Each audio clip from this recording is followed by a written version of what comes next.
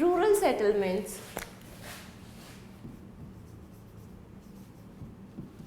There is a word land, that rural settlement are mostly associated with land. That means first of all most of the people are engaged in primary activities. They perform the functions that are mostly related to land, like agriculture, fishing, quarrying, mining, जो हमने primary activities में पढ़ा था. So rural settlement land से relate करता है क्योंकि generally लोग प्राइमरी एक्टिविटीज़ में एंगेज्ड होते हैं. अब कुछ फैक्टर्स होते हैं जो हमने कहा फैक्टर्स अफेक्टिंग, कुछ पर्टिकुलर फैक्टर्स होते हैं जो रूरल सेटलमेंट्स को अफेक्ट करते हैं. हम उनकी बात करेंगे. ये था कि रूरल सेटलमेंट्स क्या है. रूरल सेटलमेंट जहाँ लोग प्राइमरी एक्टिविटीज़ में ज़्यादा एंगेज्ड हैं वो रूरल सेटलमेंट होता है. अब क्या फैक्टर्स हैं जो रूरल सेटलमेंट को अफेक्ट करते हैं.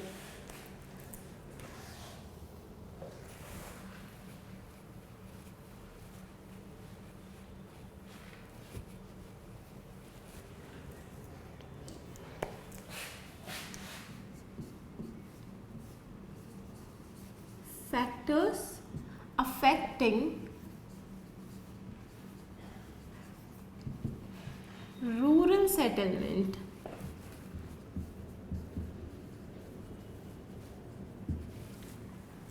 इसमें हम फैक्टर्स के डिफरेंट फैक्टर्स की बात करते हैं. पहला water supply. So first of all water supply. कोई भी पर्टिकुलर एरिया, जब हमने पॉपुलेशन में भी पढ़ा था तो हमने उसमें देखा था कि पॉपुलेशन उसी एरिया में ज़्यादा होती है जहाँ एक फैक्टर था, डिफरेंट फैक्टर्स थे जिनमें से एक वाटर भी था. तो everybody needs water for their life. इसलिए वाटर सप्लाई, जहाँ वाटर सप्लाई अच्छी होगी, like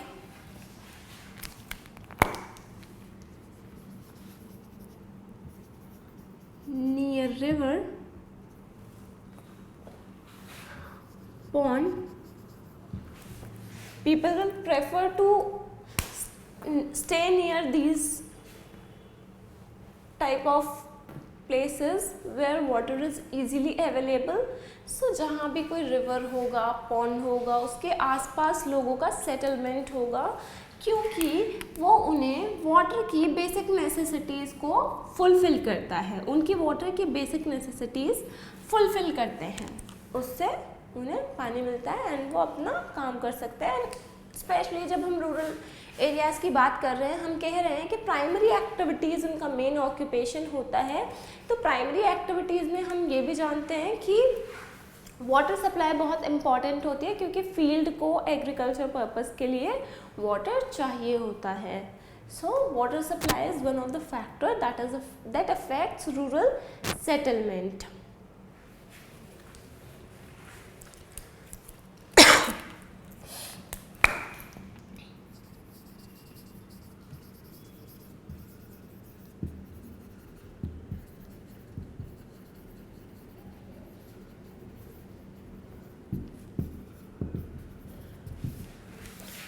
Certain disadvantageous sites, that is people are locating there but they have to fetch the water from some particular area that is located a bit far apart from their place, and it may be due to the reason that they are not locating themselves so near to a river or a pond.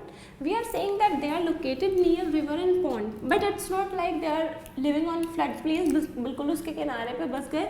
Then अगर कोई flood आएगी तो they will have to see a problem. Then तो एक थोड़ा सा disadvantage है कि लोगों को पानी दूर से लेके आना पड़ सकता है अगर कोई पर्टिकुलर रिवर और पॉन्ड दूर लोकेटेड है.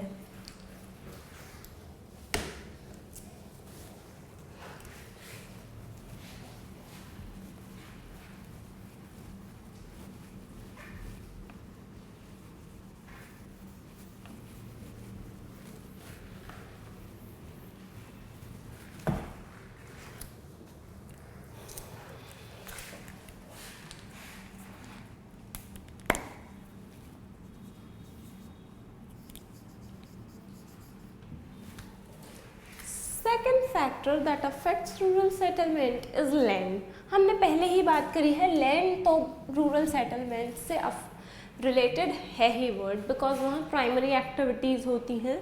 जब हम लैंड की बात करते हैं तो लोग किस तरह की लैंड प्रेफर करते हैं?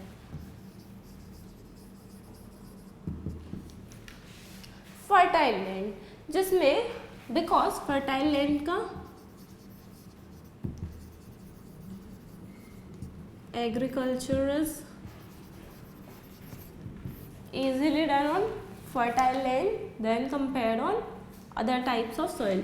स्पेशली अगर हम फर्टाइल कह रहे हैं तो फर्टाइल लैंड नहीं, फर्टाइल सॉइल होगा वहाँ का, तो एग्रीकल्चर बहुत अच्छे से हो सकता है, क्योंकि वहाँ के लोगों का मेन ऑक्यूपेशन ही एग्रीकल्चर और प्राइमरी एक्टिविटीज़ में एंगेज रहना है। तो उन्हें एक ऐसी जगह ढूंढनी होगी जहाँ एग्रीकल्चर बहुत अच्छे से हो सकता है, एक ऐसी जगह जो उन्हें अगर वो सॉइल में किसी बीज को डालते हैं तो वो उन्हें बेनिफिट भी दे, सेम टाइम अगर वो किसी एरिया को प्रेफर कर रहे हैं तो वो उन्हें बेनिफिशियल हो इन सम और द अदर टर्म्स।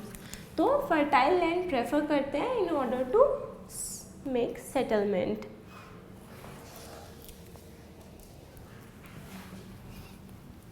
एंड जब हम लैंड की बात करते हैं तो different type of land in different types, क्योंकि हम सेटलमेंट्स की बात पूरे वर्ल्ड लेवल पे कर रहे हैं, तो हम कह सकते हैं कि अगर हम लैंड की बात कर रहे हैं तो देयर आर सर्टेन प्लेसेस जहाँ कुछ डिफरेंट टाइप का क्रॉप होता होगा, वहाँ की क्लाइमेटिक कंडीशंस डिफरेंट हैं, but in general fertile soil is preferable for agriculture in every region. Then we are talking about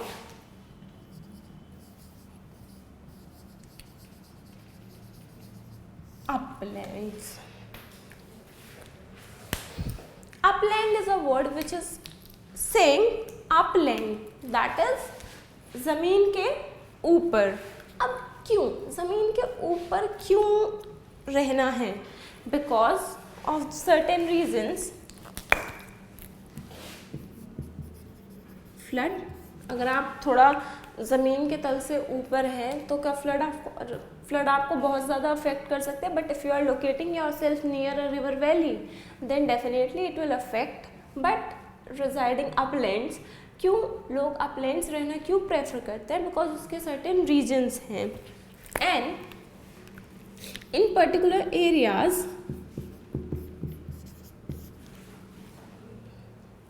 stilts पे हाउसेस बने होते हैं। वो कैसे होते हैं? It is a rough diagrammatic representation. For example, this is a particular house,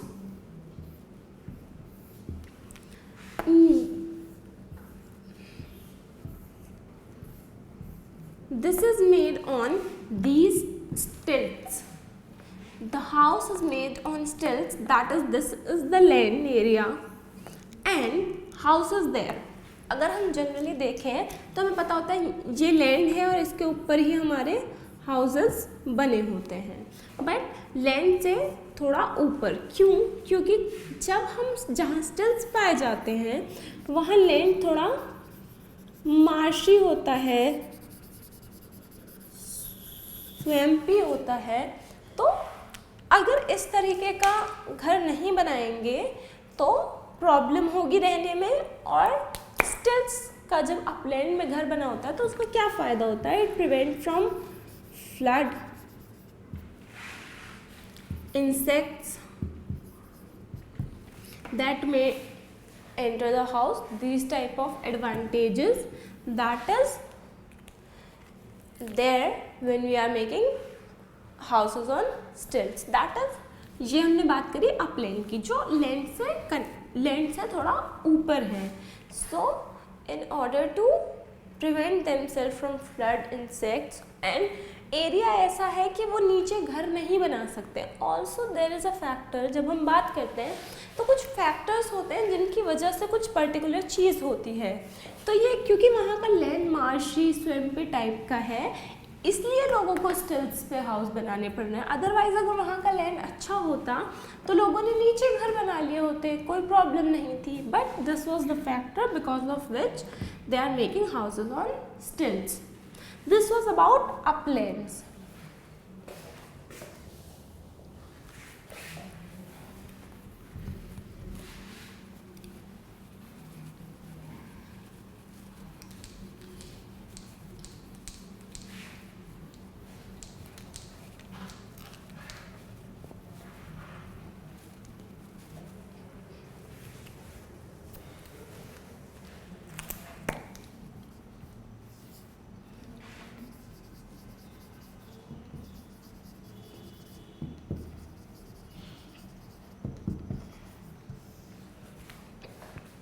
हमने कहा फैक्टर्स जो रूरल सेटलमेंट को अफेक्ट कर रहे हैं।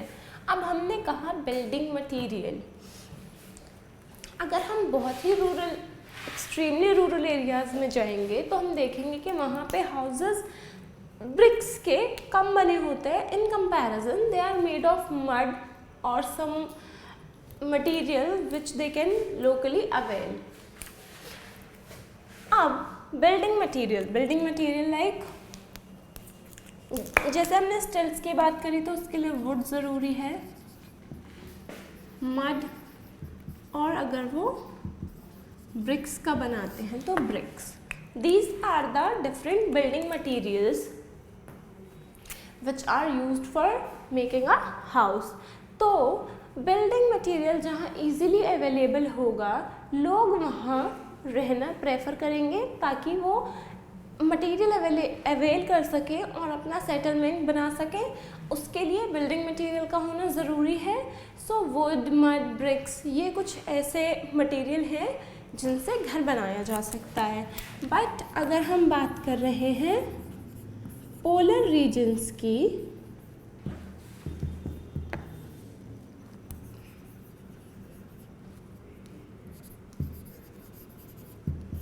तो big ice cubes are required because the type of settlement there is igloos। Igloos बनाने के लिए आइस क्यूब चाहिए।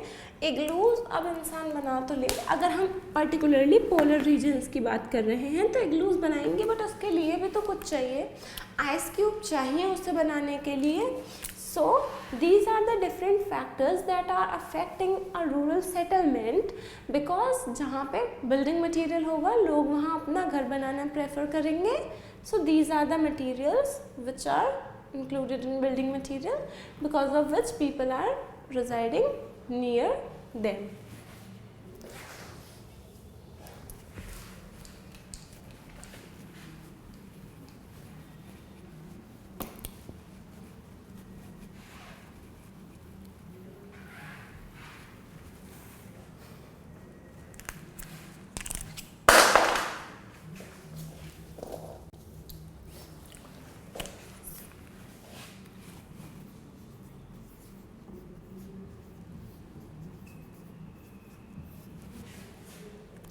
अगला है डिफेंस।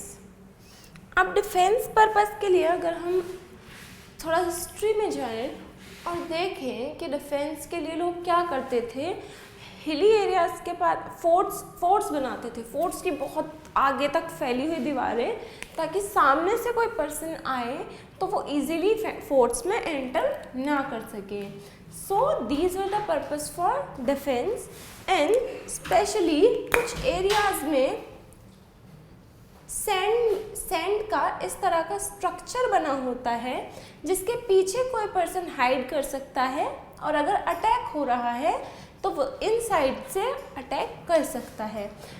इधर सैंड का बड़ा टीला मान लीजिए और उसके पीछे कोई इंसान छुपा हुआ है तो वो उसको डिफेंस में हेल्प कर सकता है।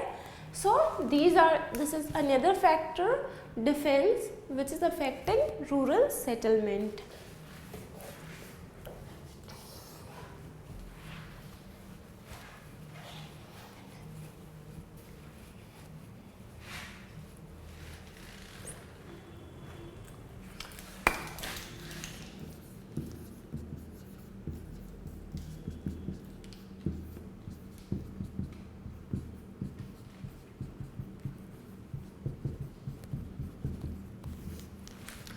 Planned settlements. प्लान्ड सेटलमेंट्स वो हैं जो प्लान किए जाते हैं। प्लान वर्ड ही हमें बता रहा है जो ऑलरेडी प्लान है। इन्हें गवर्नमेंट बनाती है। Plan settlements are within the schemes of government in order to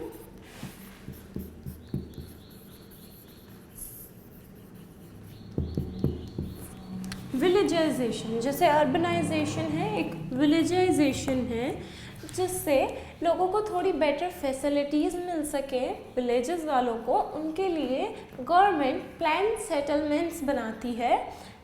तो this was about plan settlements.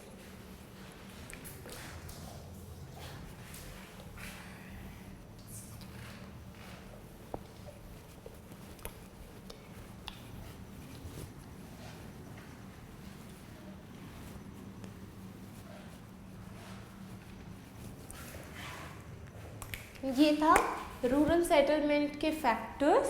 अब हम बात करेंगे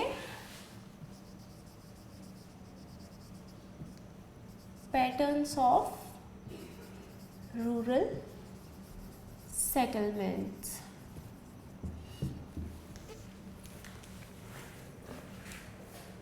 पैटर्न्स का मतलब है, अगर हम सारे हाउसेस जिस तरह से लोकेटेड हैं, अगर उसको ऑब्जर्व करें तो कोई पैटर्न पता चलता है हमें कि इस तरह का कोई पैटर्न, मतलब किसी चीज़ को ऑब्जर्व करना है, उसमें से देखना कि ये किस तरह से है, वो उसका पैटर्न हो सकता है। Pattern can be on different basis.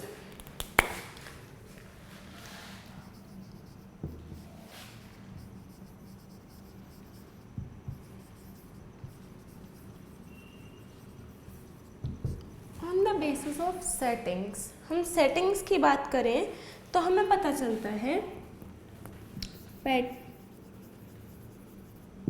Plato village, forest village,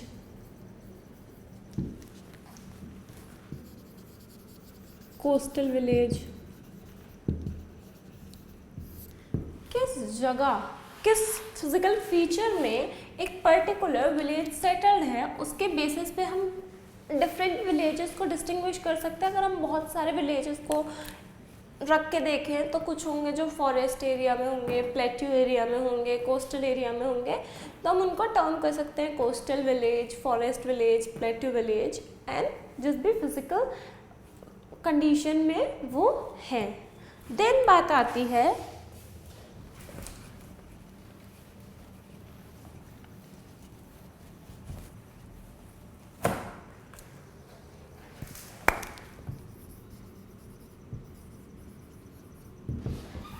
on the basis of function.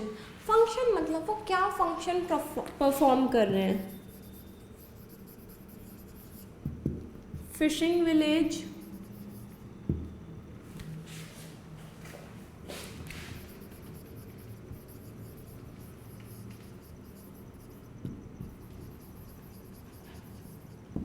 lumberjack village.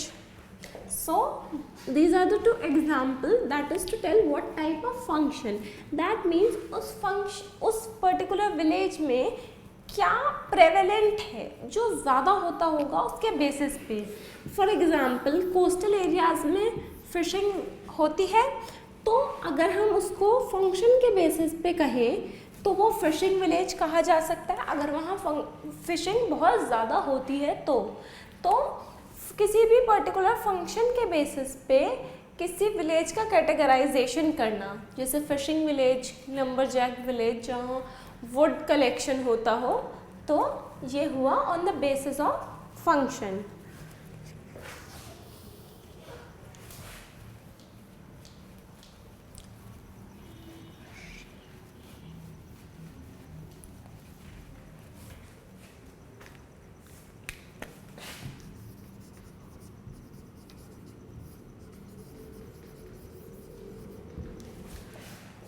आता है on the basis of forms या शेप। कोई particular village, for example this is a particular village and settlement is in which form. This is a rough diagrammatic representation that settlement को किसी particular shape में, जैसे ये for example this is a shape, this is a shape, so इस तरह का shape या फिर उसको क्या form में है उसके basis पर distinguish करना.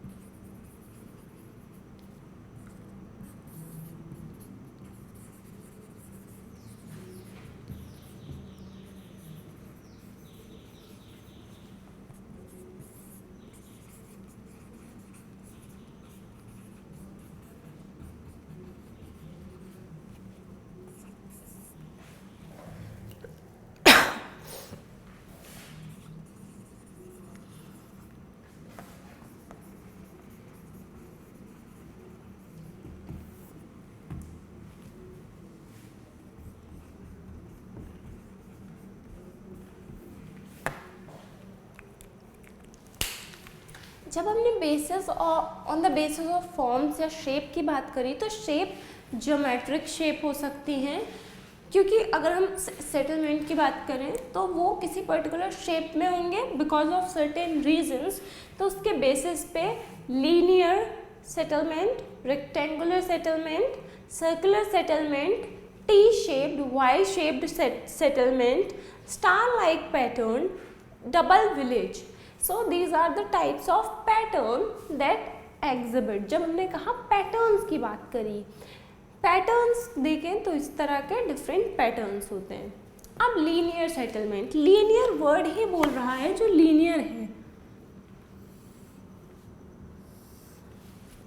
linear मतलब सीधा सीधा. अब for example अगर ऐसा सेटलमेंट है तो वो हमें किसी रोड के, रिवर के साइड में मिल सकता है, कोई पर्टिकुलर. फॉर एग्जांपल यहाँ सेटलमेंट्स हैं, these are the settlements that are there.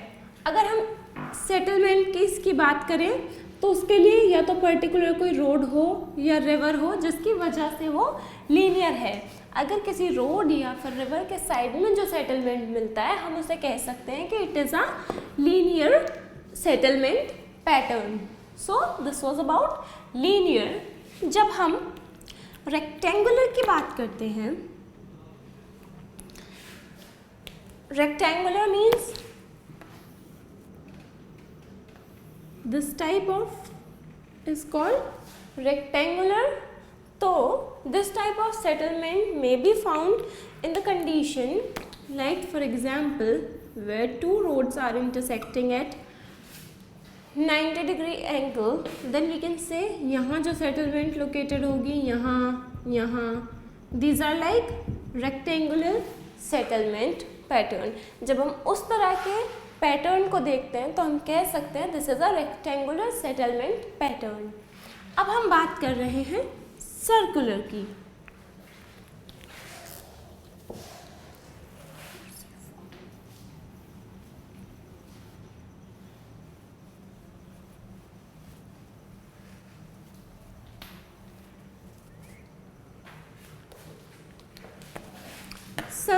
Circular word से पता चल रहा है सर्कुलर लाइक दिस. अब इस तरह का सेटलमेंट कहाँ मिल सकता है? फॉर एग्जाम्पल किसी पर्टिकुलर एरिया में, किसी पर्टिकुलर विलेज में बीच में पॉन्ड है जिससे सब लोग वाटर फैच करते हैं. तो या तो ये हो सकता है कि ये पॉन्ड है एग्जाम्पल, या फिर कोई लेक है, लेक नहीं पॉन्ड है. तो हम देखते हैं कि सेटलमेंट इसके आसपास कहीं ना कहीं लोकेटेड होगा. तो हम कह सकते हैं ये जो सेटलमेंट है ये सर्कुलर फॉर्म में बिकॉज यहाँ पे बीच में कोई पॉन्ड है जहाँ से सब लोग वाटर फैच करते हैं, तो बीच में पॉन्ड लोकेटेड है। एक दूसरा रीज़न भी हो सकता है कि ये सर्कुलर सेटलमेंट है बिकॉज बीच में कोई एम्प्टी स्पेस छोड़ दिया है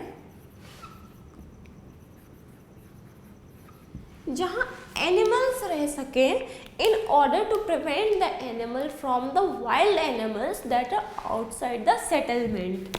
और यहाँ पे सेटलमेंट है, यहाँ पे उनके डोमेस्टिक एनिमल्स रहते हैं, मे बी इस आउटर एरिया के बाहर कुछ वाइल्ड एनिमल्स का जोन हो जिनसे वो प्रिवेंट करने के लिए यहाँ पे सेटलमेंट करते हैं, और उस एम्प्टी स्पेस में या फिर कोई भी पर्टिकुलर एक्टिविटी हो सकती है। इट्स नॉट नेसेसरी कि वहाँ पे वाइल्ड एनिमल्स से बचाने के लिए एनिमल्स को रोका जाए या कोई पर्टिकुलर एक्टिविटी के लिए वो स्पेस खाली छोड़ा हुआ है। This type of settlement we can say it is a circular settlement pattern.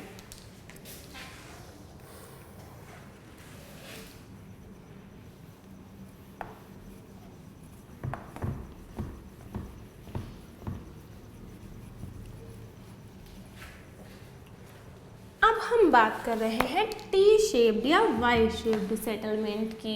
ये सेटलमेंट्स वहाँ फाउंड होते हैं जहाँ रोड इस तरह से कट कर रही है। फॉर एग्जाम्पल यहाँ एक सीधी रोड जा रही है और एक रोड उसे यहाँ पे कट कर रही है। अगर हम देखें तो ये टी की तरह लगता है, द लेटर टी उसकी तरह लगता है, तो इसलिए हम इसे कहते हैं T shaped settlement. Location settlement कहीं भी हो सकता है, इसके इधर। तो जब हम उस पैटर्न को स्टडी करेंगे तो हम कह सकते हैं it is a T shaped pattern. और सेम दो रोड्स यहाँ से आ रही हैं और ये दोनों रोड्स एक तीसरी रोड में मर्ज हो गई, तो हम कह सकते हैं ये वाई टाइप का सेटलमेंट है। ये रोड यहाँ पे मर्ज हो गई। अब रोड्स यहाँ पे मर्ज हैं तो यहाँ पे सेटलमेंट भी होगा रोड्स के आसपास। तो जो सेटलमेंट इस रोड के आसपास होगा उसको हम कह सकते हैं ये वाई शेप्ड सेटलमेंट है। तो इस तरह के सेटलमेंट पैटर्न्स को, जो कि रफ डायग्रामेटिक रिप्रेजेंटेशन है, इस तरह के हम सेटलमेंट्स को कह सकते हैं दे आर टी शेप्ड और Y shaped patterns of settlement.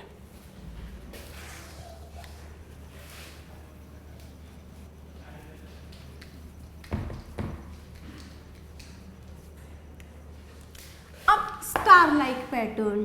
Star like मतलब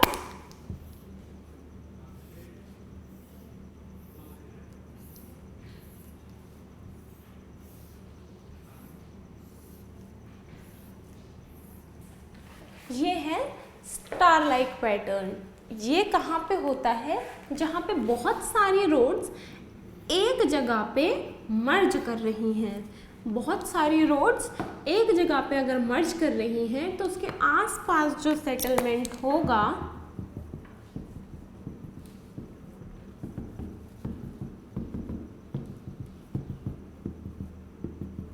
उसे हम कह सकते हैं कि settlement star like pattern exhibit करता है। तो ये है स्टार लाइक पैटर्न। और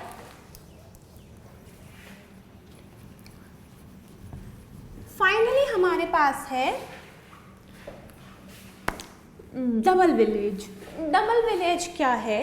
ये सेटलमेंट पैटर्न कहाँ एग्जिबिट करता है? फॉर एग्जाम्पल यहाँ कोई भी पर्टिकुलर रिवर है और उसके ऊपर कोई भी ब्रिज या फेरी कनेक्शन के लिए बना हुआ है, ताकि ये पर्टिकुलर इंसान यहाँ जा सकते हैं और ये पर्टिकुलर यहाँ आ सकते हैं। तो उसके दोनों साइड पे विलेज डेवलप हो सकता है, क्योंकि ट्रांसपोर्टेशन का एक मीडियम है। ये इधर आ सकते हैं, वो उधर जा सकते हैं। तो इस तरह का विलेज जो रिवर के दोनों साइड मिले उसे हम कह सकते हैं it is a double village. तो ये कुछ पैटर्न्स हैं जो सेटलमेंट्स के होते हैं।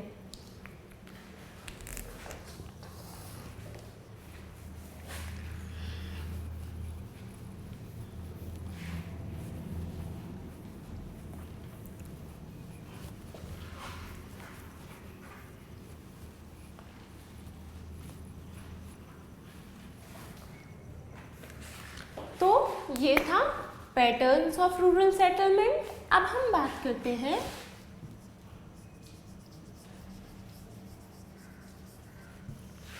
प्रॉब्लम्स ऑफ रूरल सेटलमेंट, कि रूरल सेटलमेंट्स की प्रॉब्लम्स क्या हैं।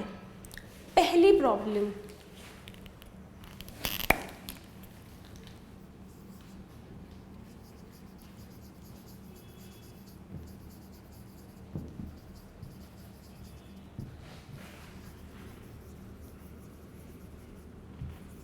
इनएडिक्वेट वाटर सप्लाई। हमने जब रूरल सेटलमेंट की बात करी थी तो हमने कहा था एक पर्टिकुलर वाटर सप्लाई का मीडियम हो सकता है जहां लोग फैच करने आ सकते हैं water.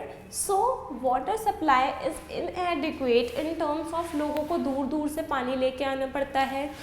The quality of water may not be very good, ज़रूरी नहीं है कि क्वालिटी बहुत अच्छी हो, क्वालिटी ख़राब भी हो सकती है पानी की। और दूसरी बात कि सोर्स ऑफ वाटर जो है वो बहुत पास में लोकेटेड नहीं है, लोगों को दूर दूर से लेके आना पड़ता है।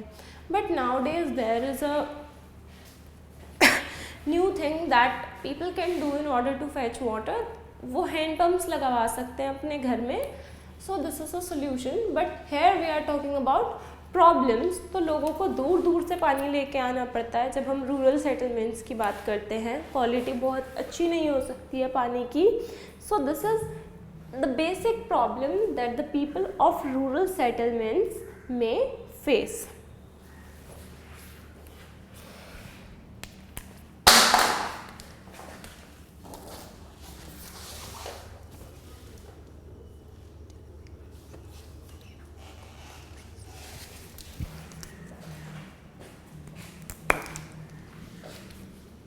जब हम वाटर सप्लाई की बात कर रहे हैं, हमने कहा पहला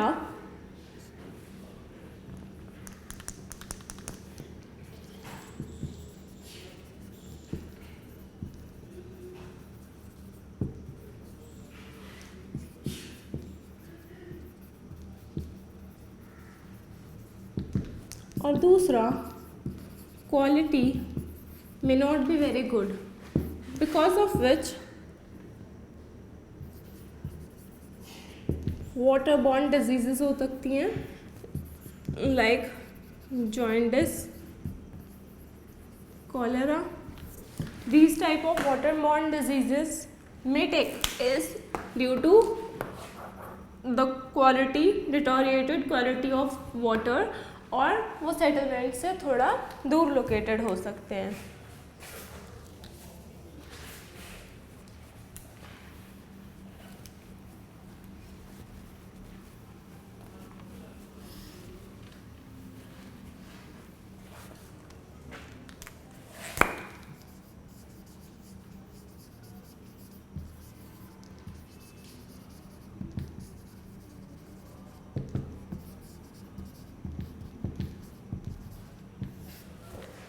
दूसरा, absence of sanitation facilities. Rural areas में ज़रूरी नहीं है that in every house you can find toilets, और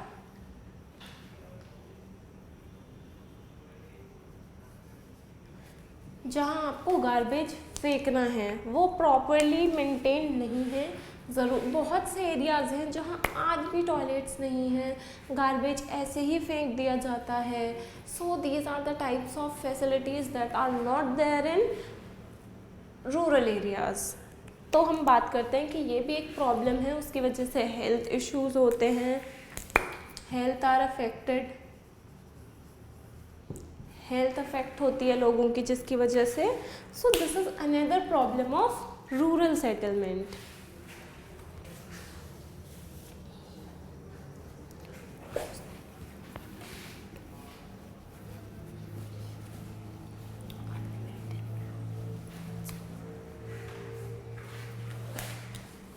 दूसरा, तीसरा,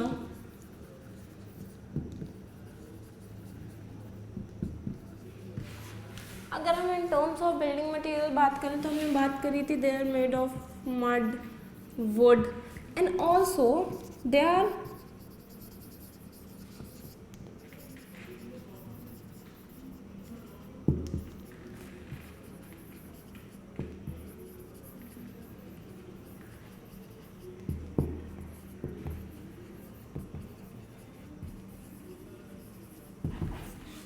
जब हम बिल्डिंग मटेरियल की बात करते हैं तो हम कहते हैं वो वुड या मड के बने होते हैं, और दूसरी बात कि वो पुअरली इक्विप्ड होते हैं और उनका इंफ्रास्ट्रक्चर बहुत अच्छा नहीं होता है।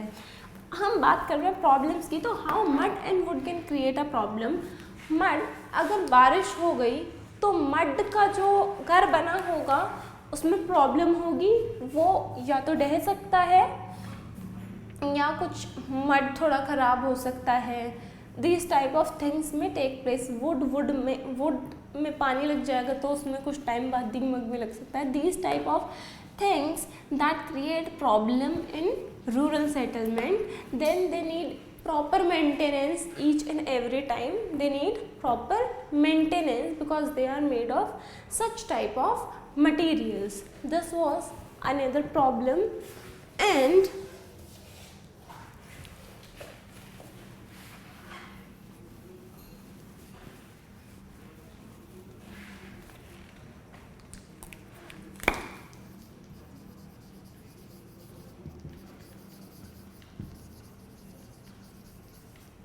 अनमेटल्ड रोड्स, कच्ची सड़कें।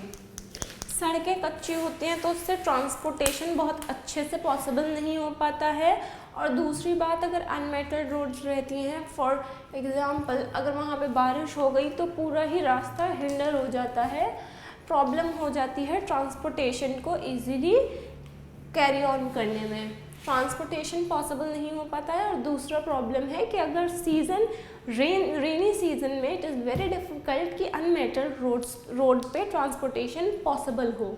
सो these are the certain problems of rural settlement. हम एक बार और देख लेते हैं रूरल सेटलमेंट्स का प्रॉब्लम क्या था। अनमेटल्ड रोड्स, बिल्डिंग मटीरियल,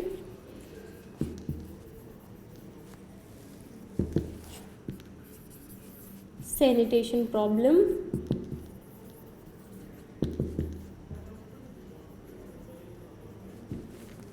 और वाटर सप्लाई।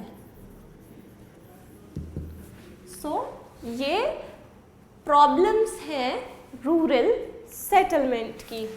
इसी के साथ हमारे प्रॉब्लम्स भी ख़त्म हुई और हमारा रूरल सेटलमेंट कंप्लीट हो गया।